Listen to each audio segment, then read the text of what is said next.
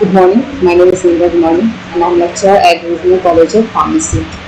हम देख रहे हैं हम पढ़ रहे हैं चैप्टर नंबर पार्ट फर्स्ट की topic subject human anatomy and physiology और हमारा टॉपिक है स्केलेटल मसल्स। हमने स्केलेटल मसल्स का इंट्रोडक्शन देख लिए थे, उसके टाइप्स देख लिए थे, क्लासिफिकेशन देख लिए थे, फिजियोलॉजी उसका हो गया था कि वो कैसे मसल्स का जो है कॉन्ट्रैक्ट होता है एंड अलग अलग नेम्स और इनके लोकेशन देख लिए थे कि अलग अलग कहाँ वो पाया जाता है, उसका नाम क्या होता है, उसका फंक्शंस क्या होते हैं।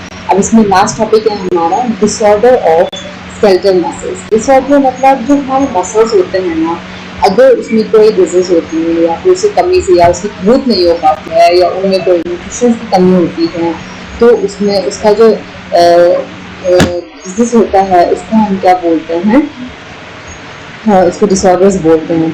ठीक है, तो इसके अलग अलग डिसऑर्डर्स होते हैं, बहुत सारे के मसल्स के डिसऑर्डर्स होते हैं जिनमें कि हम इसमें दो चार डिजीज देखेंगे, डिसऑर्डर्स देखेंगे। ठीक है, सो सबसे पहला डिसऑर्डर क्या है, मायस्थेनिया ग्रेविस। मायस्थेनिया ग्रेविस क्या होता है? It is an autoimmune disease that causes chronic progressive damage of the neuromuscular junction। देखिए, मायस्थेनिया ग्रेविस एक क्या होती है, एक ऐसी बीमारी होती है जिसमें कि जो अभी हमने फिजियोलॉजी देखा था कि मसल्स की जो कॉन्ट्रैक्शन होती है उसका कैसे फिजियोलॉजी होता है, तो उस न्यूरोमस्कुलर जंक्शंस में इतनी प्रॉब्लम होने की वजह से जो हमारे जो फेस की जो ग्रोथ होती है ना या फिर मसल्स की जो ग्रोथ होती है वो प्रॉपर तरीके से नहीं पाता है। मतलब क्या होता है कि अगर जो न्यूरोमस्कुलर जंक्शंस है उनका काम क्या होता है कि मसल्स से कन्वे करना या फिर न्यूट्रिशन से प्रोवाइड करना, ये सारी चीज़ें। बट अगर वहीं पे वही चीज़ नहीं हो पा रहा है तो मसल्स को ना तो न्यूट्रिशन मिल पा रही है, ना तो उनकी ग्रोथ मिल पा रही, ना उनका प्रॉपर डेवलपमेंट हो जाता है। तो यही डिजीज जब ये चीज़ हो जाती है तो क्या होता है कि फेस की जो प्रॉपर अपना जो स्ट्रक्चर होता है ना वो प्रॉपर स्ट्रक्चर फॉर्म नहीं हो पाता है, जो हमारे हम देख सकते हैं कि नोज के ग्रोथ से ये जो भी है। पर किसी किसी का हमने देखा होगा कि क्या होता है, ये कभी ये लिप्स किसी टिल्टेड होते हैं या नोज बैंड हो जाते हैं या आइज या चिक्स बैंड हो जाते हैं, ऐसा अलग अलग जो है ना वो हमें सिम्टम्स दिखने लगते हैं। तो उसका उनका बोलते हैं मायस्थेनिया ग्रेविस, मतलब मसल्स ग्रोथ नहीं हो पाती है, प्रॉपर स्ट्रक्चर जनरेट नहीं हो पाता है और क्योंकि जो न्यूरोमस्कुलर जंक्शन है ना वहाँ पे डैमेज कॉज हो जाता है। ठीक है, इस वजह से जो मसल्स है उनकी ग्रोथ नहीं, और ये एक ऑटोइम्यून डिसीज क्यों है, क्योंकि जो हमारे को ये का होता है, ऐसा हम कोई बाहर ऐसे नहीं बोल सकते हैं। जो ऑटोइम्यून डिजीज का मतलब क्या होता है, ये मतलब ऐसे डिजीज जो कि हमारे बॉडी के खुद के सेल्स उसको डैमेज करते हैं या फिर खुद की बॉडी उसको हार्म कर देते हैं, तो उसको हम बोलते हैं ऑटोइम्यून। ऐसे एग्जाम्पल जैसे कि मलेरिया होते हैं, डेंगू होते हैं, ये सारी बीमारियाँ क्या होती है जो ऑटोइम्यून नहीं होती, क्योंकि ये हमारे बाहर ही जो एनवायरनमेंट है ना उसकी वजह से होता है या फिर हमारे खान पीने की वजह से ये होता है। ठीक है, और जो ऑटोइम्यून होता है ना वो हमारे खुद की बॉडी के मतलब होता है ना ओवर वर्किंग की वजह से होता है। जैसे कि फॉर एग्जाम्पल कैंसर होता है, तो कैंसर भी एक ऑटोइम्यून डिजीज ही है जो क्या करते हैं कि हमारे जो WBC है उनकी ग्रोथिंग ज़्यादा हो जाती है एंड वो खुद के सेल्स को भी वो डिस्ट्रॉय करने लगते हैं। तो एक ऑटोवैक्सीन भी ये भी एक ऑटोइम्यून डिसीज है। ठीक है, दूसरा है मस्कुलर डिस्ट्रॉफी। इसमें क्या होता है, it refers to a group of inherited muscles destroying disease that cause progressive degeneration of skeletal muscle fibres. Muscular dystrophy are characterized by progressive skeletal muscle weakness, defects in muscle proteins and the death of muscle cells tissues। ठीक है, सो ये muscular dystrophy क्या होता है। ठीक है, और हमने देखा हुआ कभी कभी कि कुछ लोग कुछ बच्चे क्या होता है कि जब छोटे होते हैं तो उनके मसल्स जो है इसकी पाँव बहुत पतले रहेंगे या फिर पेट निकला रहता है, वो एक बीमारी भी होती है। बट इसमें मसल्स की जो प्रॉपर डिवाइडेशन हो सकता है ना कि जैसे हाथ में कितने मसल्स चाहिए, पेट में कितना होना चाहिए, वो चीज़ इनमें नहीं होती है। कहीं पे ज़्यादा होगा, कहीं पे कम होगा, कहीं होगा ही नहीं, पाँव टेढ़ा ऐसे मतलब कहीं अलग से वो दिख जाएंगे। तो वो जो होती है वो क्या होती है, मस्कुलर डिस्ट्रॉफी। और वो किस वजह से होता है, क्योंकि उनमें जो फाइबर्स होते हैं ना मसल्स के वो सही तरीके से नहीं होता है ना, डेवलप नहीं हो पाता है। इसी तरह की किसकी वजह से है, न्यूट्रिशन की वजह से होता है कि मसल्स को प्रॉपर तरीके से न्यूट्रिशन नहीं मिलने की वजह से होता है या प्रोटीन्स के नहीं मिलने की वजह से। मतलब बेसिकली हमारे मसल्स को अगर न्यूट्रिशन प्रॉपर अमाउंट में नहीं मिलेंगे तो उनकी ग्रोथिंग नहीं हो पाएगी। ऐसा जैसे मैंने बताया था कि जो नर्व्स होते हैं जो हमारे मसल्स से कनेक्ट होते हैं और वो प्रोवाइड करते हैं न्यूट्रिशन। ठीक है, तो जब तक उनको न्यूट्रिशन नहीं मिलेंगी तो सीधी सी बात है उनकी ग्रोथ कैसे होगी। तो वैसे यही चीज़ होता है कि उनको न्यूट्रिशन प्रॉपर अमाउंट में नहीं मिलने की वजह से वो मसल्स जो है ना वहाँ के वो वीक हो जाते हैं, डिफेक्ट हो जाते हैं, डिफेक्टिव हो जाते हैं एंड अलग अलग मतलब स्ट्रक्चर्स उनके अलग अलग स्ट्रक्चर्स देखने को मिलते हैं एंड वो फिर उसको हम क्या बोलते हैं मस्कुलर डिस्ट्रॉफी। ठीक है, उसके बाद आता है सेरिब्रल पैल्सी। सेरिब्रल पैल्सी, ठीक है, इसमें क्या है, it is a non progressive movement disorder that cause physical disability mainly in the areas of body movement.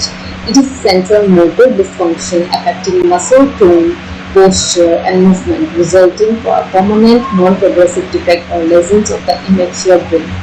अब देखिए, अब सेरिब्रल पैलिसी में क्या होता है, ये ऐसी बीमारी है जो कि क्या करते हैं, जैसे चलने फिरने में प्रॉब्लम हो जाती है कि वो प्रॉपर तरीके से जिस जॉइंट्स जो है ना वहाँ पे वो प्रॉब्लम होगी, जो हमारे मसल्स के जो जॉइंट्स होते हैं वहाँ पे, तो वहाँ पे क्या होता है कि इनको चलने फिरने में बहुत दिक्कत होती है, ना तो उनका ब्रेन का प्रॉपर डेवलपमेंट हो पाएगा और ना हाथ तो बैंड कर पाएंगे, ना वो सही से चल पाएंगे।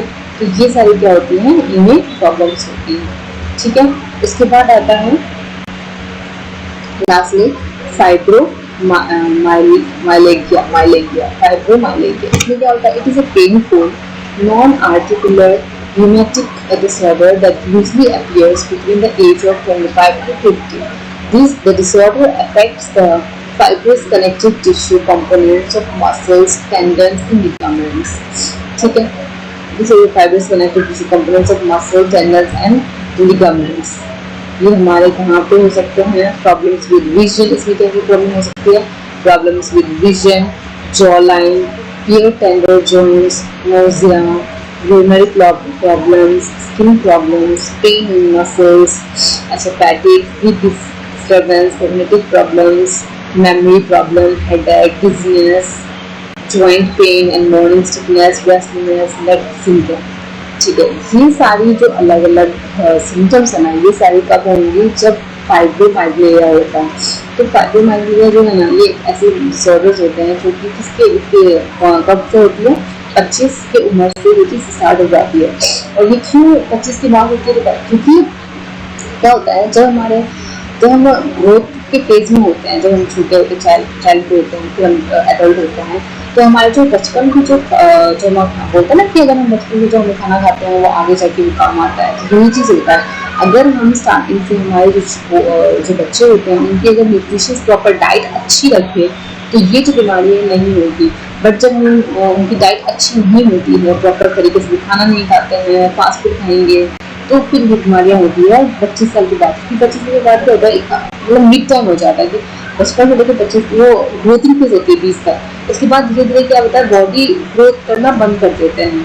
स्टार्टिंग में क्या जो हम खाते हैं तो वो ग्रोथ करता है, बट 18 साल के बाद क्या होता है ना, बॉडी बंद हो जाता है। फिर उसके बाद जो वो फंक्शन होता है वो उसी की बेसिस पे होता है। तो 25 साल बाद क्या होता है कि हम लोग धीरे धीरे बॉडी जो है ना डिस्ट्रॉय होने लगती है अगर हम इसको प्रॉपर तरीके से ट्रीट ना करें।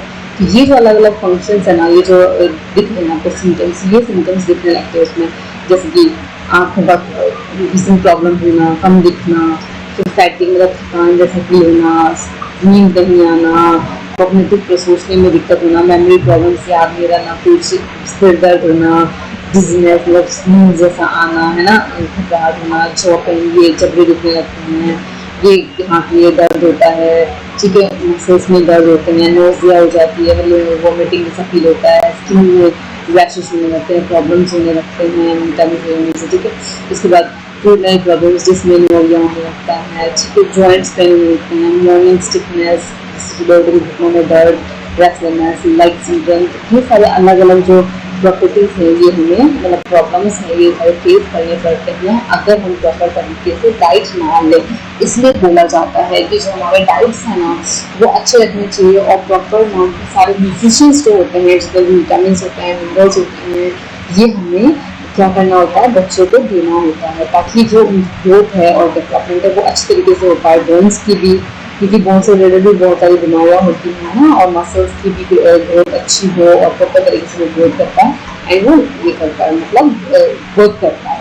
सो जो डाइट है ना बहुत इंपॉर्टेंट है। डाइट के अलावा हम लोग क्या कर सकते हैं, और उनको एक्सरसाइज भी कर सकते हैं। एक्सरसाइज से बहुत अच्छी लाइक वो होती है, बहुत सारी जो प्रॉब्लम्स होती है वो दूर होती है। तो जो एक्सरसाइज करना, प्रॉपर ड्रिंक करना, मतलब वाटर पीना, प्रॉपर अपनी बॉडी को हाइड्रेटेड रखना भी बहुत इंपॉर्टेंट होता है। तो हर एक चीज़ को एक मेंटेन करके रखना बहुत इंपॉर्टेंट होता है हमारे बॉडी के फंक्शंस के लिए एंड वर्किंग के लिए। अदरवाइज जो वैसी बात है, अलग बहुत सारे बीमारियां होती हैं जो हमें पता भी नहीं होता है ये कब और किसको हो सकता है।